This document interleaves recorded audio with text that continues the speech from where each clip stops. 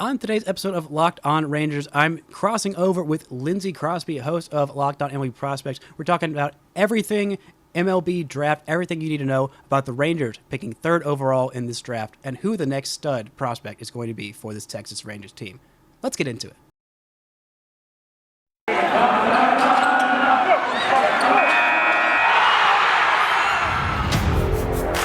You are Locked On Rangers, your daily Texas Rangers podcast. Part of the Locked On Podcast Network, your team every day.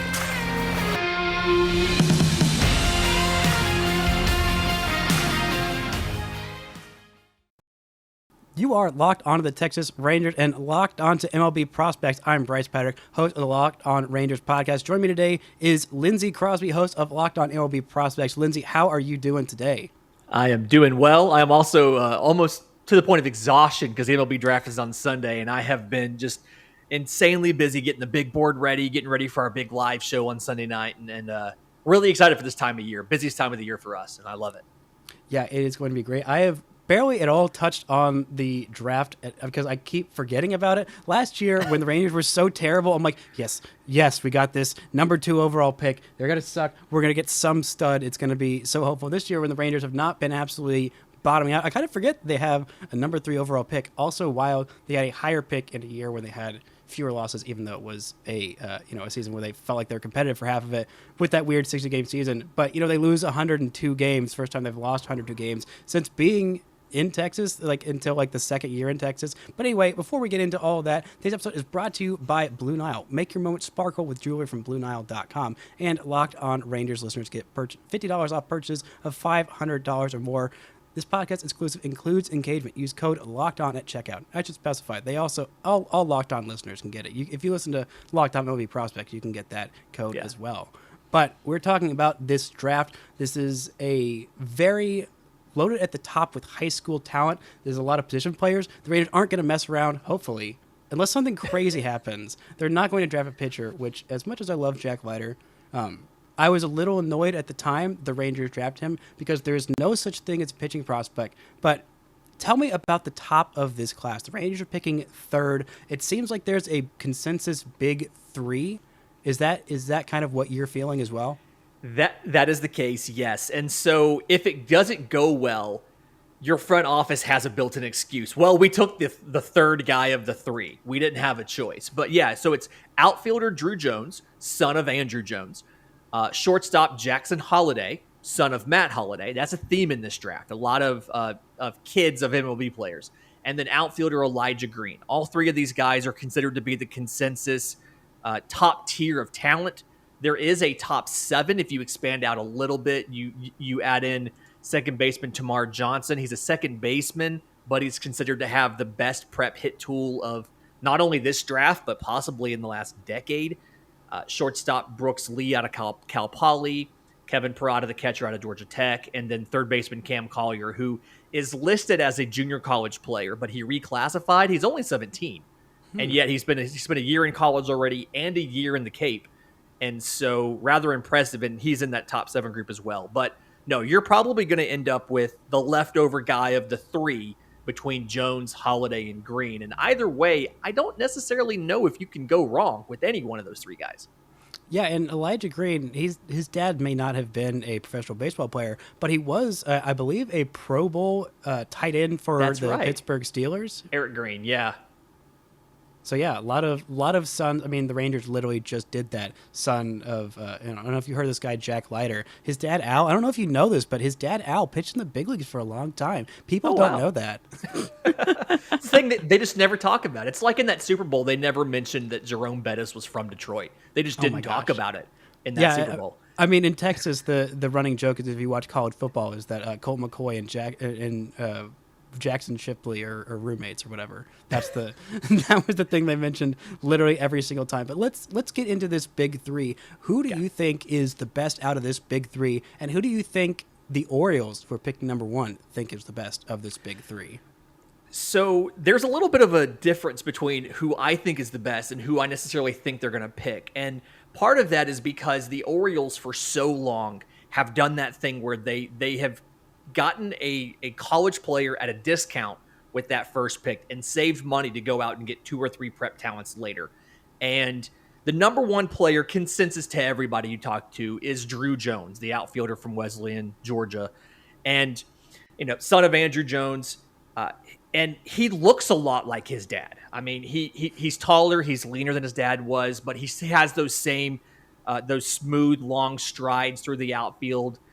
Best defensive outfielder in the high school group, might be the best defender in the entire draft, despite only being 18. Very fast, very accurate arm. Like plus runner, I think, and something where plenty of size, where he's going to be able to build plenty of power. I want the Orioles to take him at 1. I know he's going to have a large bonus demand. He's committed to go to Vanderbilt, like so many guys do. But I really want them to make that pick at number 1, and we just don't know. We know that they've narrowed it down to a group of about 5 or 6 players. They deliberately named a couple college players in there. They named Jacob Berry, the third baseman from LSU. They named Brooks Lee in that group as well as Temarr Johnson and the big 3. But I really want them to go Druw Jones at 1, simply because he's the best player available. You have the number 1 pick. Go out, go for the home run. I think it'll pay off in the end if you just go ahead and do it finally. Yeah, and I mean, everyone knows the Orioles are great contenders this year. The Rangers just got swept by them. So, I've got to pretend that they're contenders for now. They have a better record than the Rangers. Them going on this, 8-game winning streak, sweeping the Angels right after, made me feel a little bit... I was very, very angry and livid with the Rangers for losing 3 straight 1-run games against Baltimore. If it makes you feel good, now that Baltimore has won that series, every team in the AL East is over 500. It is the best division in baseball. And so, I mean, yes, the Orioles lost 110 games last year, but they have gotten better contributions than they expected from a lot of guys, and the entire division, top to bottom, is very good. So don't feel bad if you lose to the Orioles. I think they're a year ahead of their timeline for contention, and I actually kind of look for them to maybe sell a piece or 2 at the deadline, but also probably go out and look at trying to get a guy or 2 that has multi-years of control while they finish putting the polish on some of these prospects like Gunnar Henderson and Grayson Rodriguez. So, yeah, I'm happy for Connor Newcomb, host of Locked On Orioles, but I could not bring myself to have a crossover with him because I would just end up yelling at him. It's not his fault. It's not his fault, but I was just very, very upset, and I needed to just rant to myself. But coming up, we're going to get into a little bit more of these big 3, who the Rangers are likely to end up with, and a little bit more on the Rangers system in general. But first, this episode is brought to you by Blue Nile. Whether you're ready to pop the question or you're just celebrating a milestone moment, you can find jewelry as unique as her with the modern convenience of online shopping with BlueNile.com. I don't know about you, Lindsay, but I don't know that much about jewelry. So, I mean, do you know that much when you're trying to find something for your special lady or special person in your life? Do you know what you're looking for? Because I usually don't. I can tell you what my spouse does and doesn't like. And the great thing about Blue Nile is you can just tell them those things. They have advisors who can give you help, phone or chat, and help you figure out the perfect jewelry for whatever occasion you're buying jewelry for. Yeah, they are fantastic. They've got those associates on hand 24/7. You can talk to them on the phone, or if you don't like talking on the phone, you can just talk to them via chat. They've got simple online tools that you choose the diamond shape, size, and clarity, as well as setting style. Blue Nile's bench jewelers will then handcraft her perfect engagement ring, and each ring is one of a kind. Make your moment sparkle with jewelry from BlueNile.com. And Locked On listeners get $50 off purchases of $500 or more. This podcast exclusive includes engagement. Use code Locked On. That's code Locked On. Plus, every order is insured, ships free, and arrives in discreet packaging that won't give away what's inside. Shop stress-free and find your favorite piece. Go to BlueNile.com today. So we've talked about the guy at the top of this big 3. Now, there are 2 more that it seems like are going to be available for the Rangers. There's outfielder Elijah Green of IMG Academy in Bradenton, Florida, and the shortstop Jackson Holliday from Stillwater, Oklahoma. So technically still Rangers country. Let's get into Jackson Holliday first. He really exploded up the boards. Elijah Green was a name I was hearing a whole lot, was kind of supposed to be the number 1 guy at the beginning of last year, but it seems like Jackson Holliday had about as good a senior season as you could possibly have. Yeah, so he had an issue where his junior year, he kind of struggled in some of the showcases, wasn't really consistent, and so folks were like, okay, he's going to swing and miss too much. He's he's not necessarily as polished on the swing as we need him to be. And then during the offseason and coming into this year, just absolutely looked like a different player, both physically and with his swing. Added tons of strength, a couple inches of height as well, never hurts.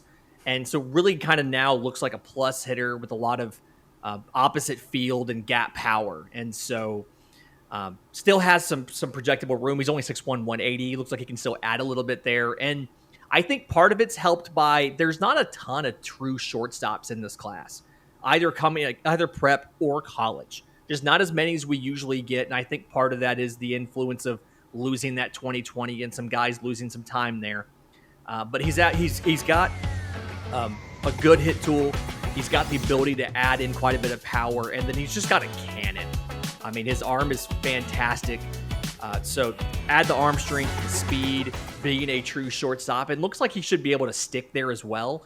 I think that's why you see him at number 2. And then obviously the bloodlines, having a dad who was a coach or a player and is now a coach helps you as far as understanding a lot of those intangibles, having the instincts and, the field and the understanding of the game to do some of the intangibles. So definitely see him probably like the favorite to go number 2, even though Arizona's got plenty of shortstops already, because you can always take another including shortstop. Dallas's own Jordan Lawler, who is crushing it. Of course, it's fine. Could have been a Ranger. Could have been a Ranger. Maybe could have been a Ranger. I'm just saying. I'm love you, Jack Leiter. If you listen to this, which you definitely do every single day. Yes, but more likely if Al is listening to this. but just having a left-handed swing and being as good as he is, I like Jackson Holliday. I think he would be a great fit for the Rangers if he was there. I just think he's going to go to Arizona, which is going to leave you with an interesting decision between Elijah Green and Temarr Johnson. Now, Temarr Johnson, you talked about him in this article. I'm saying he's listed as a shortstop. I think he plays shortstop. But you said he is probably a second baseman. But you said the most advanced hit tool in a decade. My ears start to perk up. Yeah, so he's 5'8", 194. He's a little big for the height, but it's something where watching him, I mean, I've watched him now in showcases going against mid-90s velocity. I've watched him going against high spin breaking balls. I've watched him go against significant velocity changes, fastball to a changeup, and there's 12-mile-an-hour difference. And he's been fantastic as far as understanding and being able to slow down or speed up to catch up to everything, being able to control the barrel all the way through the zone, and and then knowing when to take, just slap a ball the other way versus when to actually sell out and show off some power and put the ball over the fence. Yeah, I mean, it's defensively, he's a little bit limited just because of his speed. I think he just doesn't necessarily have the speed and the arm strength to stay at short, but I do think he's one of the best hitters that I have seen, and probably, like I said, probably the last decade or so coming out of high school. Very, very advanced, really kind of, I think that the bat's going to have to work out because he doesn't really have the defense and all of that kind of stuff, but he's just so advanced for being a young player. You have to assume that even a little bit of improvement like a prep player would have is going to take him into a 70 grade hit tool when he finally gets to the bigs. Oh boy. Oh, that is something you absolutely love to hear. He's a little undersized, but how is that power? How is his kind of walk rate? I mean, we know hit tool, I feel like it usually just applies to like batting average, but like how is the rest of his offensive game besides just the elite bat to ball skills you're talking about? Yeah, so he has more power than you'd expect because he's only 5'8". Really good bat speed. And so I think I've seen him mostly on metal, but a little bit on wood. He's been able to put the ball. I feel like he's pulling the ball a little more than he would need to, but I've seen more power than I expected out of anybody who's 5'8". And if I had to kind of guess and project out what I think he would end up being, I mean, the thought process off the top of my head is like a 300 hitter with 20 to 25 home runs. It feels like it's legitimate 60 grade power. I don't do a ton of comps on this show because it kind of sets bad expectations for some of these guys. It's not really fair, but I see a lot of like Ozzie Albies when I watch Temarr Johnson as far as the smaller stature guy with surprising power that can get the bat through the zone incredibly quickly. Jose Altuve-ish? Yeah, Jose Altuve-ish and just put the ball out. I don't think he's as fast as Altuve. It's his worst graded tool is probably his run tool. But and he's hopefully not going to be banging on trash cans like Jose Altuve. So I like that you went with the Ozzy Albies comp. I appreciate that. I had to change the comp after that whole thing broke just to not do the player a disservice. But yeah, no, I just like, I mean, I can't think of the last time I saw a high school hitter this advanced. I'm a big fan of Temarr Johnson, in case you couldn't tell. I wouldn't be shocked if he went sooner than 4 or 5. I mean, I could see him being the Diamondbacks pick. I could see him being the Rangers pick. And I think either way, as soon as he's picked, he's going to be one of the better contact hitters in the organization on day one.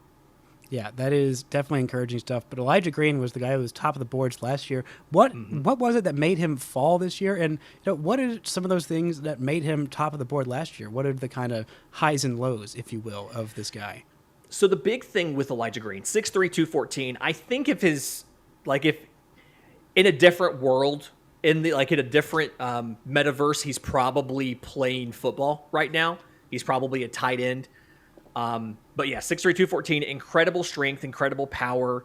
Something where, I mean, I've seen 60 grades, I've seen 65 grades, I've seen 70 grades on the power. Just absolutely, just tons of raw power. And to combine that with incredible speed. I've seen a 6'5" in the 60 time. You very rarely see a guy at 6'3" with a 70 grade on power and a 70 grade on his run tool. I think part of the reason he fell a little bit is because there's some concern he's going to have to move from center field to a corner. And so it's hard to think about, I'm going to draft a right fielder at 5 overall or at 3 overall or at 2 overall. So like a little bit of concern about as he slows down a little bit, as everybody does, and then just where his arm strength profiles and where his defensive game profiles. He's not the best center fielder. He's there because he's fast, but his reads, his routes, his reactions could use a little bit of work. And I think we saw that some in the showcases this year. So I think that's probably why he dropped a little bit. So can all high schoolers. I mean, it's amazing how fast and how much better like big league and even minor league coaching can make these guys. Like Delano DeShields is the like pinnacle of that because he was a second baseman coming up and like he was as fast as anybody, but like he was so bad defensively that when he first came up with the Rangers, he was playing left field because he just like couldn't handle it. But then by the time they traded him, he was elite defensively. Fun fact, he was the highest ever drafted second baseman, 8th overall in 2010. Huh. Highest ever drafted second baseman. Temarr Johnson could beat that this year. Sorry, go ahead. He absolutely could. Like Elijah Green's that guy. Contact tool lacks a little bit, defense lacks a little bit, but he's the best just like pure athlete in the draft. Best combination of power and speed and upside. And so that's why he's a top 5 guy. Is questions about contact, but everything else is amazing. Gosh, this is like, I don't know how much you were paying attention to Rangers drafts for like before they started like figuring their crap out and not wasting first round picks, which is like the last like, I don't know, 6-7 years. I want to give them credit for doing that. But like, this is like the guy, some like, Southeast high school athlete that's got a ton of raw tools, very fast, very strong. Can we teach him to play baseball? Seems like this guy's got at least baseline for baseball skills. It's kind of like Lewis Brinson, who apparently is in the Astros minor league system. I just found out the other day. It kind of sent me into a bit of a tizzy. Poor guy. Yeah, he's not done playing baseball yet. But yeah, he very much fits that old model. And like where recently we've seen the Rangers go in for like that safe college kind of guy early and then go into the riskier prep players later. And you just really can't do that strategy here. No. Because, I mean, you have college players you can go for. You can go for a Brooks Lee from Cal Poly. You can go with a Kevin Parodic, the catcher from Georgia Tech. Like, you could do that if you wanted to, but I don't think this is the draft to do it. I think you've got a good enough farm system you can stomach. If the pick doesn't work out high, you've got the talent to overcome that, but you've got the money where go for the best talent when you're picking top 3, because ideally you won't be picking here again for a while. Yeah, theoretically, this is going to be the last really high pick for the Rangers. And coming up, we're going to talk a little bit more about the depth of that farm system that you touched on and how much this team has improved their farm system and overall. But first, this episode is brought to you by BetOnline. BetOnline.net is your number one source for all of your betting needs and sports info. You can find all the latest sports developments, league reviews, and news, including this year's Major League Baseball season. Do they have much on the draft in terms of betting lines for guys going over high overall? Yeah, it's a little Unfortunately bit more. not. I've been following a lot of the Rookie of the Year stuff. They're big into that, but there's not a lot of stuff on the draft, I think. Is Brock Burke on there for Rookie of the Year odds? Because they need to put them on there because the guy is deserving. The last update was July 1st, and I did not see him on there. I'm excited to talk about him on my August Rookie of the Year update. Yes, he is definitely a guy who needs to go get some love. Go bet on some Rangers doing things, hopefully not getting swept by the Orioles. I don't know if they play the Orioles again, but you bet on Rangers games, Orioles games, whatever prospect games you want, or that Rookie of the Year race. Go to BetOnline, head to the website today, or use your mobile device to learn more about the trends in action. BetOnline, it's where the game starts. Now, we talked a little bit more about the depth of the system. For the rest of this week, on Thursday and Friday, I am re-ranking my top 30 prospects. Yes, I know it's literally the week before the draft, but I'm going out of town, and I needed something that could be evergreen, and I don't think anybody in the 4th or 5th round, I'm sure the guy who's going top 3 or 3rd is going to fit somewhere in my top 30. I don't know which one of these guys they're going to get or where they're going. But we talked about the improved depth of this system, and I don't know about you, and I don't know that much in depth other people's systems, so it feels kind of me going out on a limb to say, but this feels like a top 10 system in baseball. Just going back through my top 30, it kind of felt like it was on the verge of that, doing it preseason. It was a lot deeper. Last year I did just a top 20 because I'm like, I could do 21 through 30, but I don't know that any of these guys are big leaguers, or if they are, they might make a trip up for a little bit. But especially once they add whoever they're getting in that top 3, I feel like this is going to be pretty staunchly a top 10 system in baseball. Is that what you're thinking? I have them at top 10 now, so I have them around 8 or 9 or so, and it's something where, especially when you look kind of high in this system, there's a lot, there's a ton of everyday, middle infielders or just infielders in general that you can move guys around. I expected Josh Smith to play some outfield this year, but I also expected Josh Young to be available. Well, he did play some out. He did play some center field, and he has played left field at the big league level. I think 2 games at left field. Yeah, so plenty of things there. What I'm looking for is some more outfielders in the system. That's kind of what I feel like the need is. I think that Elijah Green probably, if he falls there, would work out. But no, just the system, the guys in here, I really like this system. Again, a lot of position players, but I think some of the pitchers that are up here, we'll get to Jack Leiter in a minute, but Cole Winn, Owen White, there's pitchers in the top 10. There's talent.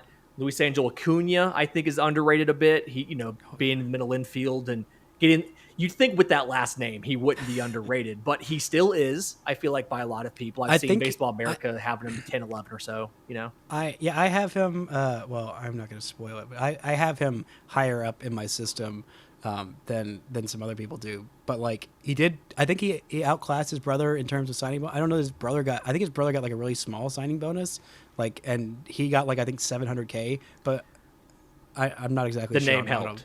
Yeah. Ronald's wasn't huge. The name definitely helped, and his brother owes him a gift basket or a edible creations or something. But there's some back end guys who aren't in the top 20 or so that have pitched really well recently that I'm kind of excited about. If you don't mind me kind of going off script a little bit. Oh, go for it. Some deeper guys. So Winston Santos, right-hand pitcher in the system, he's in low A right now. You guys signed him for $10,000 3 years ago. He was throwing in the mid to upper 80s on his fastball, things like that. Well, now he's had a little chance to grow up some. He's sitting 95 with a cutter right now. Not bad.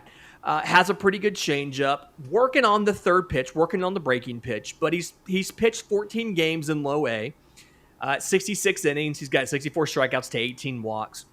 He just on Sunday, and I happened to watch part of this game, he went 6 scoreless against Fayetteville. 4 hits, 2 walks, 3 strikeouts.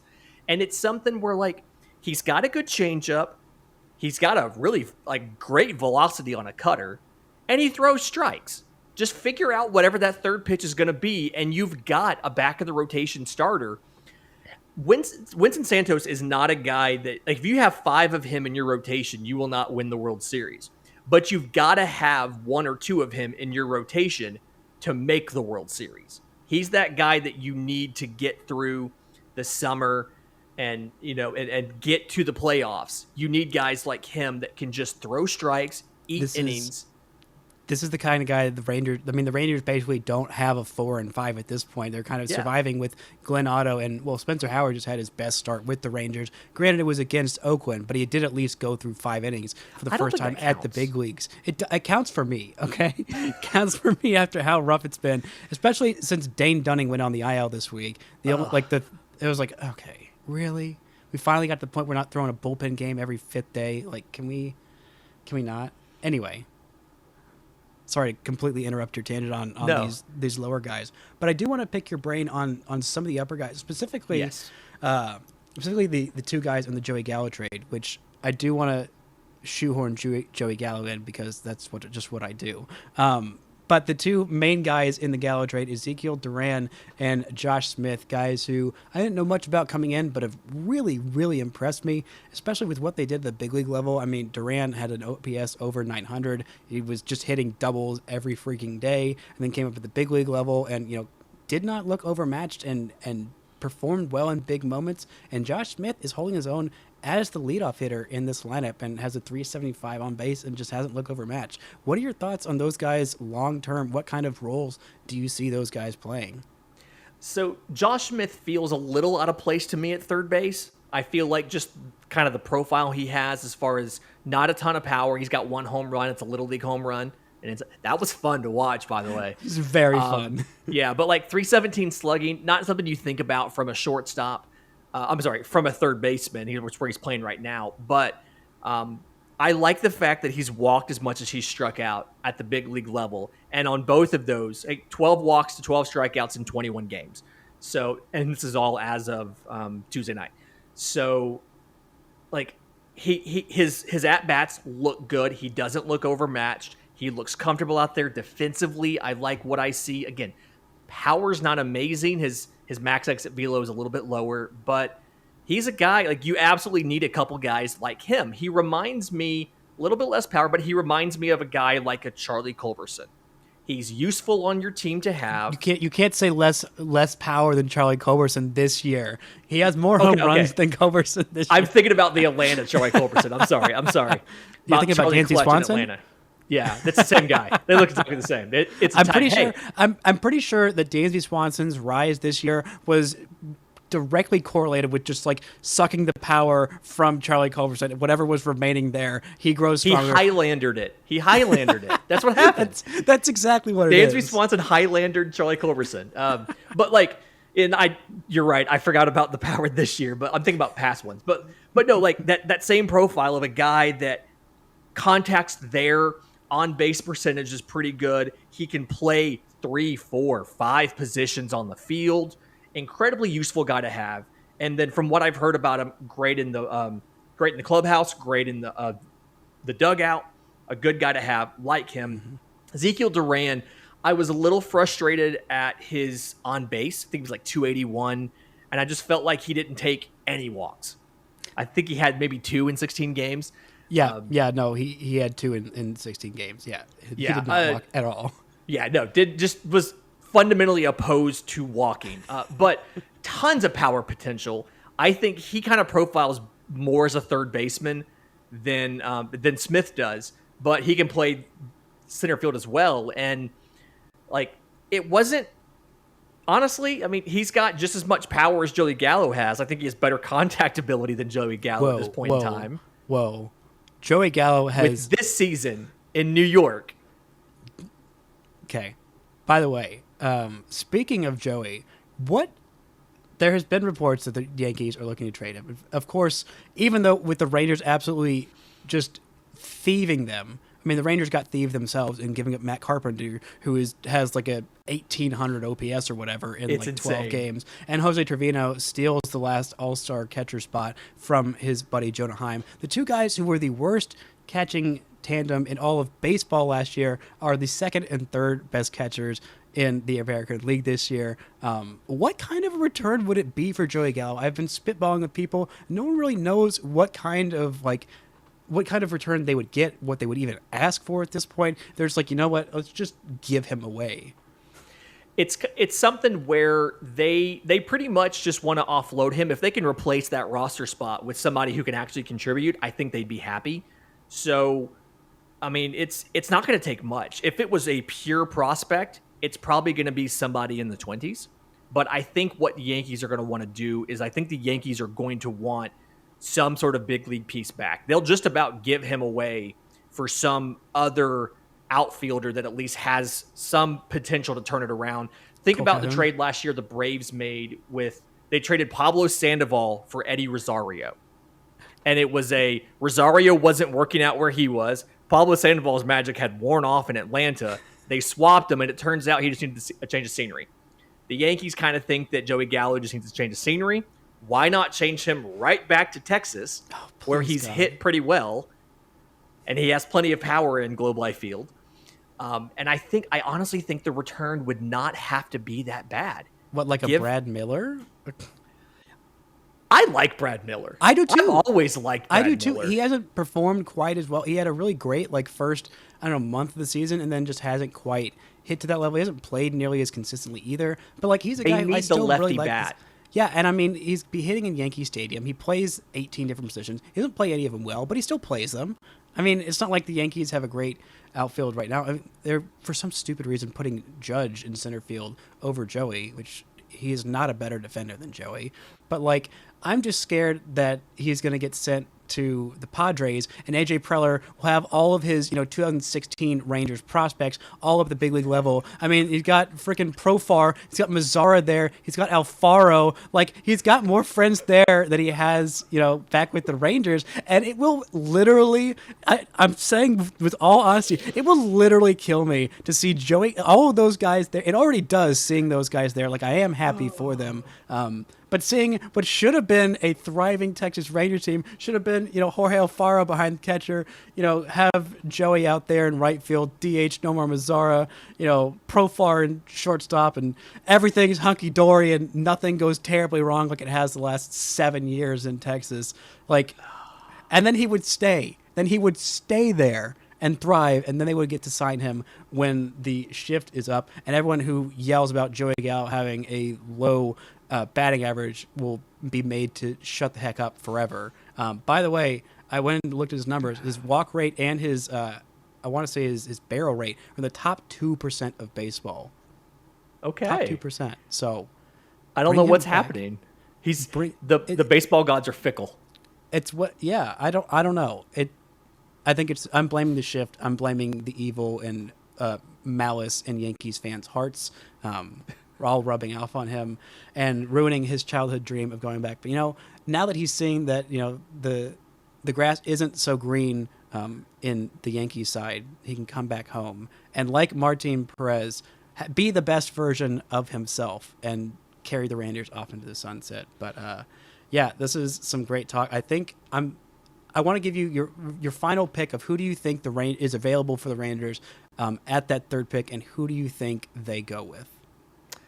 I think it's going to be Elijah Green. I think he's going to be the third of the three. And he'll give you an amazing power speed combination in the outfield who could hold down your right field corner. It's a risk-reward pick, but if it works out, boy, it's going to work out. Oh, that is so exciting. I kind of missed that because when I first started following prospect, I missed that the AJ Prellerism, the drug of man, this guy doesn't know how to hit a baseball. If he figures it out, whoo boy, he's going to be special. The dude that gets you excited. Every farm system that was needs Joey that guy. Gallo. That was Joey. I mean, the Rangers had 17 of them. They had Alfaro, which I'm glad that he worked out. They had Lewis Brinson. They had Joey Gallo, and they had Nick Williams, which I still don't know what happened to Nick Williams. I'm pretty sure he's hitting 300 in Mexico right now. But ouch. a wild reference from 2010's Rangers prospect. That's what you get with Locked On Rangers, Locked On MLB Prospects crossover. Lindsay, where can the fine folks listening to Locked On Rangers find you and all your work? I'm on Twitter at Crosby Baseball. My show is on Twitter at Locked On Farm. You can get Locked On MLB Prospects wherever you get your podcast, and on YouTube, where you should subscribe because we're going live on Sunday for the first day of the MLB Draft to recap all of the picks, talk about who goes at 3 to the Rangers, as well as everything else in the first round. Yeah, you're going to want to stay tuned to that because I will be in Atlanta on vacation. So Lindsay will have you covered on all that good stuff. And yeah, subscribe on YouTube. He just hit 1,000. I am very close. I think like 19 away. Very Make it happen here, people. Make it happen. My goal was by the All-Star break. Well, initially it was opening day. Then it got pushed back and pushed back and pushed back. This time, I'm sticking with All-Star. We can do it. I believe in y'all. Lindsay, thank you for joining me. Good luck on all your draft coverage. Thank you for enlightening Rangers fans about this future Hall of Famer they're going to pick in Elijah Green. Thank y'all so much for listening. And until next time, don't forget to enjoy baseball.